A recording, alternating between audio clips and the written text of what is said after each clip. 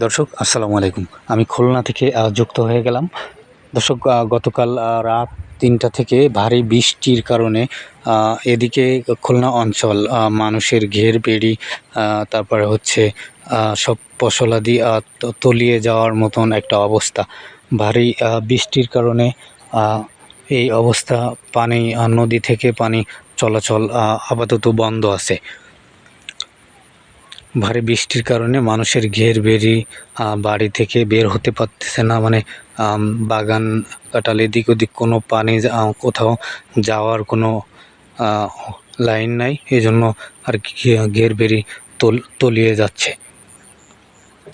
তো আপনাদেরকে আমি দেখানোর চেষ্টা করতেছি এখন কি পরিস্থিতিতে আছে।